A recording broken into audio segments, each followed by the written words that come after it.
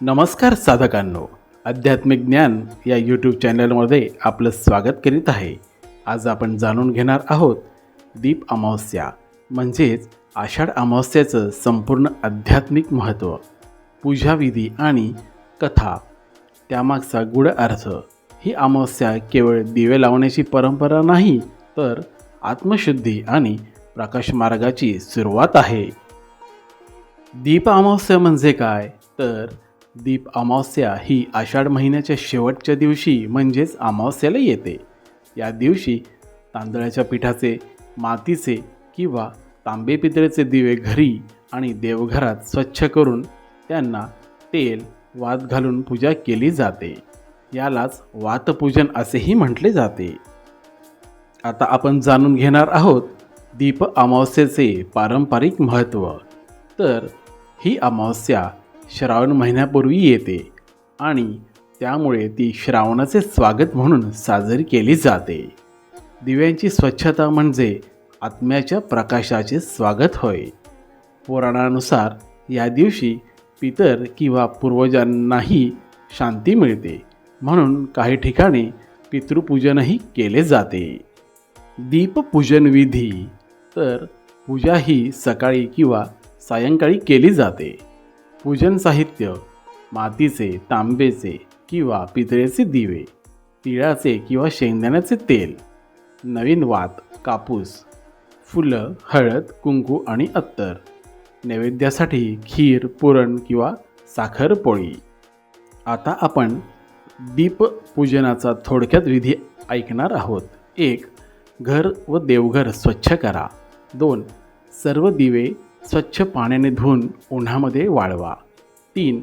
प्रत्येक दिव्यात नवीन तेलवात टाका. 4. एक पाट मांडून त्यावर दिवे रचून त्यांचं पूजन करा. 5. दीपमालिका मंत्र म्हणत त्यांना नमस्कार करा. दीपज्योती परब्रह्म, दीपम सर्व तमोपह, दीपेन साध्यते सर्व, संध्या दीपन नमोस्तुते. 6. नैवेद्य दाखवा व दिवे प्रज्वलित करा. दीपपूजनाचा आध्यात्मिक अर्थ काय आहे? तर दिवा म्हणजे ज्ञानाचे, शुद्धतेचे आणि आत्मबळाचे प्रतीक होय. स्वच्छ दिवे लावणे म्हणजे आपल्या जीवनातील अज्ञानरूपी अंधकार दूर करणे होय. ही पूजा आत्मिक प्रकाशाचा आरंभ दर्शवते. एक दिवा दुसऱ्या दिव्याला पेटवतो, पण स्वतः कमी होत नाही, हा संदेश यामध्ये आहे. आता आपण दीप अमावस्येची थोडक्यात कथा ऐकणार आहोत. एक पुरातन आख्यायिका अशी सांगते की एका वेळी एका स्त्रीने आपल्या घरामध्ये दिवे स्वच्छ केले नाहीत आणि अंधारात पाय घसरून तिचा मुलगा पडला आणि जखमी झाला. तिला स्वप्नात एक देवी म्हणाली, मी प्रकाशाची देवी आहे, मी जर असते तर तुझ्या मुलाचं रक्षण झालं असतं. त्यानंतर त्या स्त्रीने दर आषाढ अमावस्येच्या दिवशी दिव्यांची पूजा केली. पुढे तिचं संपूर्ण आयुष्य प्रकाशमान आणि सुखी आणि समृद्धी झालं. आता आपण दीपपूजनाचे उद्यापन व संकल्प जाणून घेऊया. या दिवशी संकल्प घेणे, जसे की नियमित दीपदान, अन्नदान, आध्यात्मिक वाचन अत्यंत फलदायी मानले जाते. काही जण घरातील जुने दिवे बदलून नवीन घेतात. दिव्यांच्या उजेडात संपूर्ण कुटुंब एकत्र येऊन दीपमालिका लावते. का साजरी करावी बरं दीप अमावस्या? तर आज दिव्यांच्या पूजनात आपल्या संस्काराचं तेज, आध्यात्मिक ऊर्जा आणि पारंपरिक जाणीव सामावलेली आहे.